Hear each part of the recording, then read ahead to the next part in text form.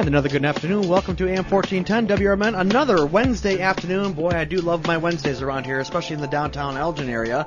Especially Wednesdays at just about 3 o'clock. Hey, out there listening, do you want to lose weight fast, get rich quick? Do you want to look young forever? This is the time, this is the place to be.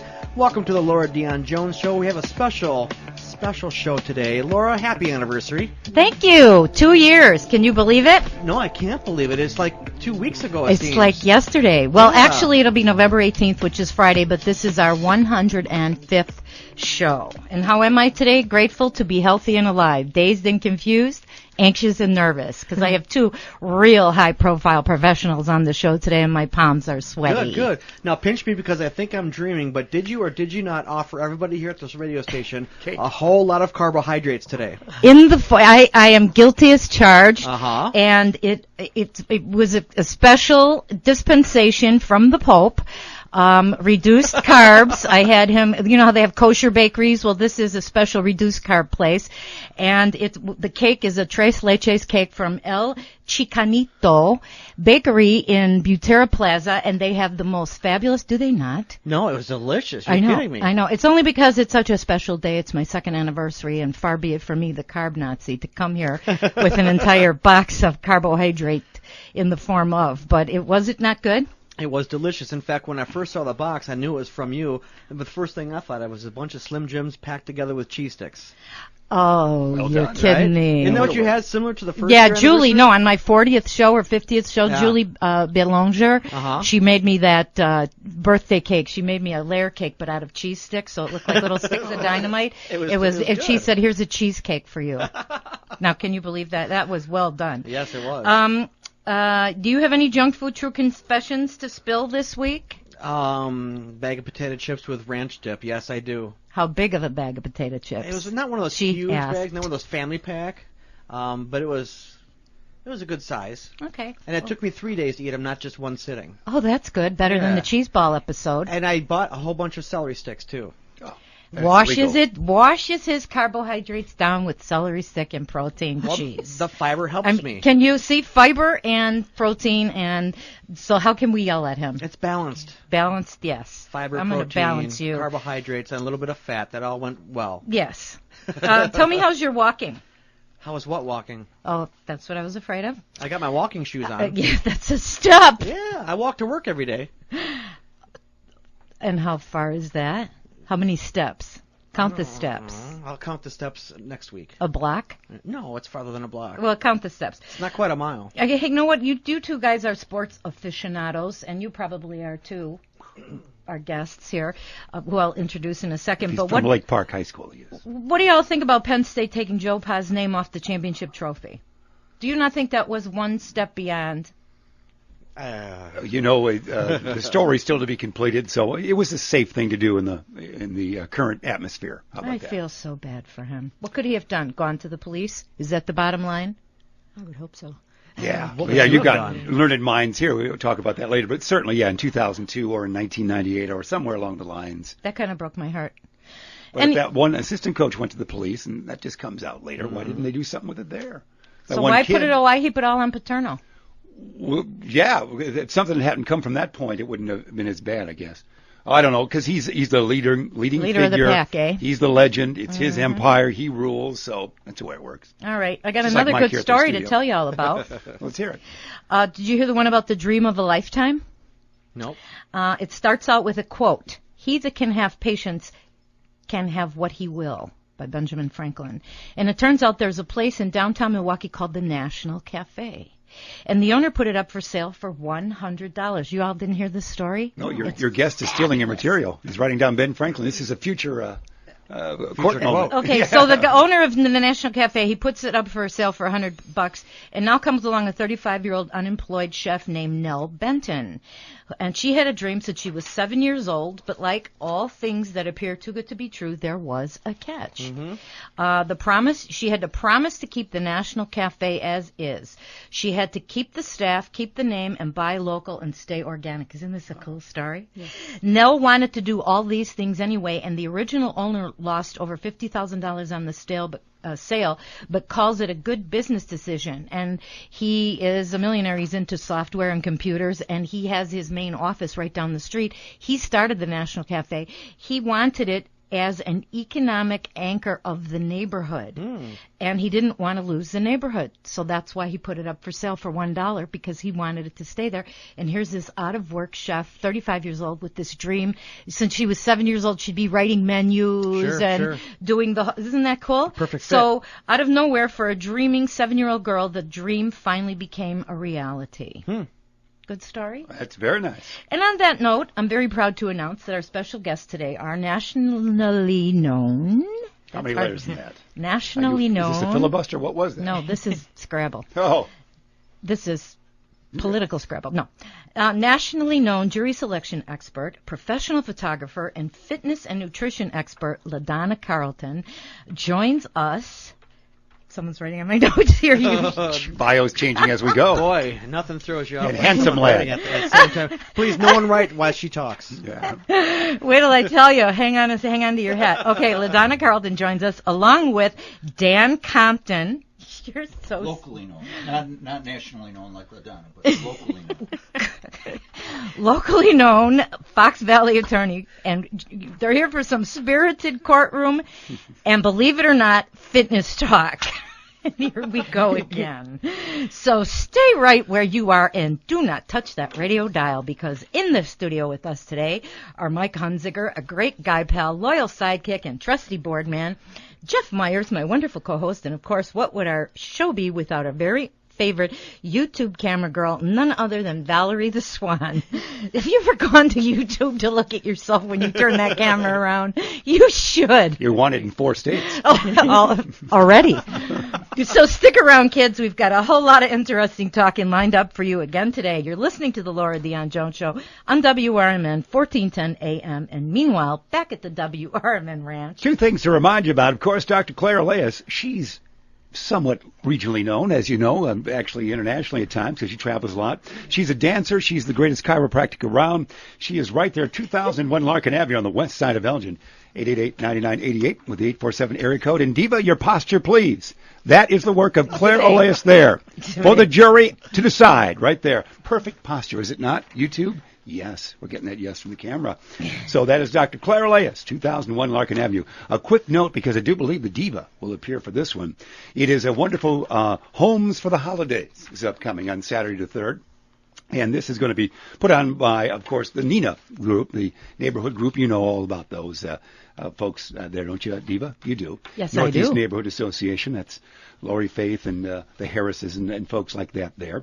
Well, they've got 7 classic historic homes, we should call them, on their walk. You should just get information by going to www. This is good for you kids from Roselle, www.ninaofelgin.org, or for further information, 847-814-3345. Just $12 in advance, $15 day of event. You can see the homes. And, of course, the registration point, Old Sherman Hospital, the star of the movie Contagion. Old Sherman Hospital's registration point. Could you So say you're that there. again? I'm Old sure I didn't. I don't Sherman think I got it. Hospital, star of the movie Contagion.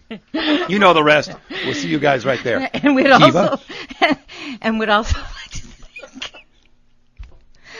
you know something. The giggle shows are the best. Episode 103 was amongst the best, and that was the giggleitis, wasn't it? We got more calls when we can't keep a straight face. Anyway, and we'd also like to thank snobhounds.com. A canine clothing company. Think Nike meets Donna Karan, but for canines. Snobhounds is truly environmental protection wear, and would also like to thank Casey Tool, an automotive specialty tool company available through your Snap-on mobile tool distributor. And a very special thank you to Casey for making this show and all of our shows possible for the last 2 years. Anyway, it's time quickly for Laura's Motivational Minute with our quote of the week. So you ready? Who said? Benjamin Franklin. No. But you're close. No, yeah, but you're close. You can do what you have to do, and sometimes you can do it even better than you think you can. He was a president. Ronald Reagan. Yes. 39th president. Jimmy Carter. Yeah. You know your presidents. Yeah. Well, he thought he could be president, and I don't think anyone believes him anymore. Well, when you control exactly what you eat and how much you move every day, nothing can stand in your way. You run the show. You call the shots with regard to your own weight, health and fitness, and eventually everything else. You gain confidence when you're in total control, and then the sky is the limit. Now, you know what you have to do, kids. Make just one better, healthier choice in your eating and fitness routines today. Prove to yourself that you can do it. Learn to be in even better control of yourself than you think you can. And now, our first guest, who knows a thing or two about being in control, is a leader in her field and an inspiration to many women everywhere. Please let's give a warm LDJ welcome to none other than LaDonna Carlton, nationally known jury selection expert, among other things. So welcome, LaDonna. Thank you. It's nice to be here. It's wonderful to have you. Thank you for making this trek out from the city. And I'm going to get to our next special guest in a couple of minutes, so you just hang tight, because I know that I could tell you got a whole lot to say. First, LaDonna. All lawyers do. I know. First, tell us a little bit about you. How did you give us a little bit about your background? Well, most people like to know, how in the world did you get into jury selection? Well, that was my next question, but go ahead. Oh, go ahead and do that one. Okay. You can do whatever you want. Okay. Well, I met a very fine lawyer one time. His name is Jerome Mirza, and we got together and we got married, and the only way I could see him was to follow him around all of his trials. And in the process of doing that, I was studying sociology and taking all my books with me and studying, and I'd be out in the audience section, and I was a little better at assessing what people were all about than he was. He was a very good attorney, knew the law, how to stand up there and deliver everything. But I would make faces at him. I'd sit back there, and while he was doing the jury selection process, you got it, and very subtly, of course. But that was my first entree into the courtroom and doing all of this. And it seemed to work pretty well. I was good at it. Later on, when I decided to get into this as a real industry, I did make it a little more professional, and I learned how to assess people and profile them, and through social styles of behavior, I studied that, and that's what I do now. So it's a little more scientific than it was when I first started. Sounds like it. Sounds like you helped develop the whole process. Where did you exactly, though, is this what you just told us? This is where you got the idea to develop a jury selection system from? Well, yes. Well, I learned a lot about personal injury cases and, depositions and sitting in judges' chambers, going over jury instructions and things like that. So I had a big background in that, but I also was studying sociology. But I went into radio advertising, sales, and management for many years before I ever got into this. And that's where I learned about the social styles of behavior. When I came to Chicago, being in Chicago and the advertising industry is really volatile. Every exciting. Time radio stations were bought and sold, guess who got fired? Sure. And I got a little tired of all of that. And so hard not to take it personal. Oh, yes, it sure was. And so I decided at that point I needed something else to do. And I told Jerry, I said, I think I could select juries for other lawyers. He said, they're not going to pay you to do this. But I said, I think they will. So anyway, I set out to do it and accomplished it. I think that's awesome. Yeah. You know what? Number one rule in salesmanship is create a need. Create a need. Create a need. Well, one of the things that I was observing, even with his cases and other lawyers that I had met along the way, was that they used to select juries, by stereotypes. And things were changing dramatically, especially in the Chicago area, where, you were getting into second and third generations, from the immigrant population, and they were not as predictable as they once were. And so that's what I brought to the table, was helping lawyers understand how people make decisions, and it crosses gender and race, religion, all of those things. So it was a little different approach, and it's been very helpful and successful. Something, I got several questions along these lines, but now before we get too far along with this jury talk, I'd like to introduce our other very special guest today, Dan Compton. Hi, Laura. Did I Thanks get for it having right? me on your show. Did Yes, I get you it got right? A local Fox Valley attorney extraordinaire. So welcome to the Laura Dion-Jones Show. Thank you very much. Let's jump right in here with a little bit about your background. Well, I've been out here 25 years. I grew up in Roselle. I came to the Kane County area to work for the judges of the 16th Judicial Circuit. Loved it in the Fox Valley, and just decided that I didn't want to leave. So my wife and my 3 children moved here after law school. I got a job with Britton and Ketchum, and I've never left there either. That's where I practice today. That's wonderful. I'm tongue-tied here. I'm at a loss for words for a second, and I don't know why. Let's get back to some jury talk then. Based on the jury selection system LaDonna has developed, and based on the way I dress, look, and my body language, what would the two of you think of me as a possible juror candidate? And you don't have to go easy on me, because when I'm called for jury duty, this is how I show up. Well, you're definitely a very expressive person, and it depends on which side of the case I'd be working on. I might think you would be a little more liberal, since you are with a radio station. Radio people, media people tend to be more liberal, although I don't think I'd really... Oh, it doesn't matter. You know something? I don't think I would even want somebody in the media on the case, because sometimes in a jury situation like that, people might defer to you thinking you might know something more than they do, you know, just because you're around news and media and all that type of thing.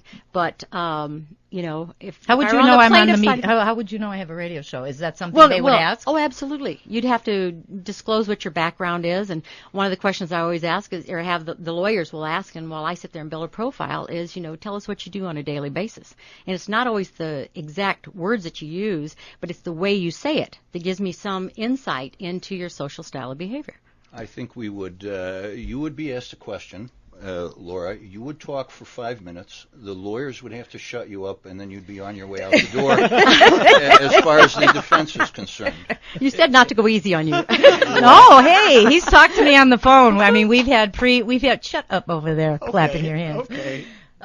We've had words already, so bring it on. As I'm sure either your mother or Benjamin Franklin told you. One of the two. You can't, that's not a comment on your age, but one of the two said that you can't judge a book by its cover. Unfortunately, that's a lot of what we do in picking a jury, and it's ironic because we're asking a jury to reserve judgment till they hear all the evidence, and then we're trying to take a very little piece of evidence and profile a juror to try to get rid of them. I think LaDonna said it's actually a deselection process, and she's absolutely right. You've got to get rid of the time bombs. And I would be a time bomb? You would be a time bomb. We don't want a diva on the... Doggone.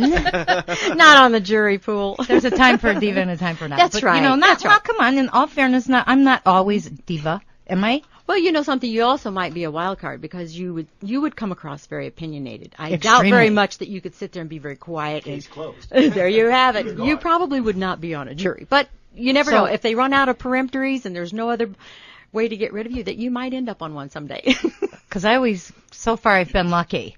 You know what I mean? And I don't know what you to shouldn't expect. consider that lucky. Why not? There are people who would kill to be on a jury. Well, but you know something, as judges, and I'm sure, you know, Dan has heard the same thing. If people like you and me and everyone else out there refuses to be on a jury, we're going to lose that privilege someday.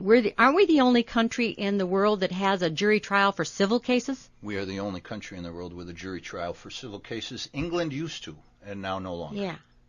So we don't want to lose that privilege someday. Believe me, you do not want to have a panel of judges just deciding your case. See, it is fascinating. I would, as LaDonna pointed out, I would be struck by your personality as liberal. If I was trying a plaintiff's case, you'd get more of a chance from me, because I think you seem like a very sympathetic person.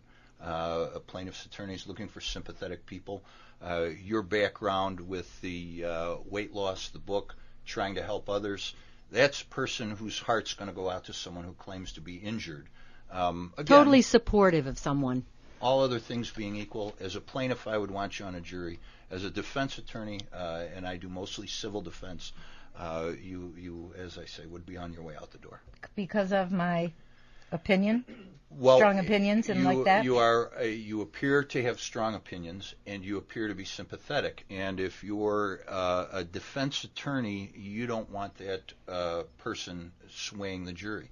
And it's the same with a plaintiff's attorney. A plaintiff's attorney will generally not like a police officer or a pilot on generally conservative, generally opinionated and a plaintiff's attorney is going to say, I've got to start out not liking a person and then maybe prove to me through peeling some layers of the onion, as LaDonna said, maybe prove to me you can be a fair juror. Are you guys looking for a more monotone kind of No, personality? Well, not necessarily. What Dan is saying too is what he was referring to there was that you're looking for an analytical type of person, somebody who's going to reserve their judgment until they hear all sides of it and are not going to let their emotions get involved. So that's more. You want somebody who's a non-emoter, somebody who can sit back and take it all in. Poker face? Well, they tend to be sometimes very poker-faced. God, I'd have a tough time, wouldn't I? I know you Jesus. would. It would never work with you. But you know what? You can't change your style, and that's good because we need all styles. So speaking of stereotyping, are you looking for bankers? Are you looking for lawyers? Are you looking for garbage men? What kind of people are you looking for? You know something? Those types of professions tend to be more on the analytical side, but it doesn't mean that everyone fits that profile. That's what I'm saying about stereotypes. You really have to do the questioning and do open-ended questions so that when people answer them, you have a chance to evaluate, whether they fit that mold or not. And many of them don't. I had an accountant once that I would take her any day for a plaintiff's case. Most people wouldn't want that. They could consider them bean counters and, too analytical and all that. She was so gregarious, so outgoing, so warm, so supportive that she was an exception to that. So that's what I'm saying. You can't judge it just when you hear that somebody has a certain occupation. You can't go by that. Fair enough. Go ahead. I was going to build on that a little. Most of the time, for example, if you're a plaintiff, I tend to disagree a little about having someone analytical. If you're a plaintiff, I do think. No, I said that was for the defense. For the defense, yeah. Okay. Because if you ask a juror how they've solved a problem or how they've mediated a dispute between their children or friends or relatives, usually they'll tell you how they did it, and usually they'll tell you if they make their decisions based on emotion or if they make their decision based on analysis of facts. So if you're a plaintiff and you think you've got an emotional case, you're going to be looking for a type of person that's going to immediately bond with your client. So to your question, do you want a banker? Do you want an accountant? Do you want a homemaker? A lot depends on who the defendant is and who the plaintiff is. If you're a plaintiff or a defendant, let's face it, and I think LaDonna will agree, no lawyer, plaintiff or defendant, wants a fair jury. We want a jury that's on our side. Of course. And so what we'd like to do is weed out people that we think are on the other side and include... Or our time bombs. Yeah, well, of course, we can usually find those pretty easily. And include people that we think will be sympathetic to our cause. And in doing that, both sides are doing the same thing. So you're going to end up with probably a jury that's a little more in the middle anyway. You're going to be kicking off people that are more plaintiff-oriented, and a plaintiff's lawyer is going to be kicking off people who are more defense-oriented. Wow. Or at least if they perceive them that way. Let me ask you something. In the end, is it the lawyers who choose the jurors, or is it the jury selection people, like you guys, like you? Well, I offer my opinion, and you know what? Sometimes the lawyers, most of the time, they value that, or they wouldn't be paying me to sit there and do this with them. But ultimately, it's their jury, and it's also, it's actually the client's jury. And so the they have being the... the injured person or the insurance company or whoever's on the defense. Or the person on trial or whatever. Yeah. And so, they get some input into that as well. And would the difference in jury selection process be in regard to criminal or civil cases just exactly what Dan just said about, if you're for the plaintiff, then you're going to look for people who are sympathetic toward that. You know what I'm saying? What's the difference between jury for criminal or civil cases? The selection. Well, I want to make it clear. I don't do any criminal law. Now, I'm a fairly conservative guy, but it would surprise you because the reason I never got into criminal law was because I don't think I could sit as an attorney and watch a person I thought was innocent get convicted. I know. Which would make the jury selection process harrowing because, again, as LaDonna said in some of her writing, at the end of the day you say, oh my gosh, did I leave that person on the jury and was that a bad decision? And as the lawyer, you're the one standing up in front of a jury, hopefully with your pants not down around your ankles, but you can miss a juror and they can completely surprise you. Well, it's almost halftime. Can I ask one more question? Yeah, go ahead. In baseball terms, when I was in the schoolyard picking teams, I had to have a captain who would be the plaintiff, and I'd have the captain who would be the defendant. Do you guys take turns picking the jury? I'll take him, and do you get any vetoes as far as the opposing side? I mean, how do you guys? What's the process of picking 12 or 16 people to be on the jury? You know what? That's a terrific question. Most judges will take it in panels of 4, meaning the plaintiff who has the burden of proof gets the first opportunity to question a panel. They'll question 4 jurors, again, try to peel back any layers, make challenges for cause. If you can get a juror to admit that they can't be fair to your side, they will be excused by the judge without any further questioning. Once you get done with that panel, the plaintiff has an opportunity to have a preemptory challenge. That is, just get rid of a juror because they don't like them, they don't like the feeling, don't like their answers, and they don't have to tell like their body language. Don't like their body language. Clothing. Don't like their socioeconomic background. You know, if you're a plaintiff, you probably don't want a Rhodes Scholar. Generally, as LaDonna said, you don't want accountants, you don't want business owners. And then the panel, once you get a group of 4 acceptable to the plaintiff, they're tendered to the defense, who questions the jurors and excuses any they think don't fall in with their profile of who they'd like as a juror. If the panel changes, it goes back to the plaintiff. And then when there's 4 selected, they'll move on to the next 4 and the next 4. And if you need alternates, then alternates. Wow. Possibly a very lengthy.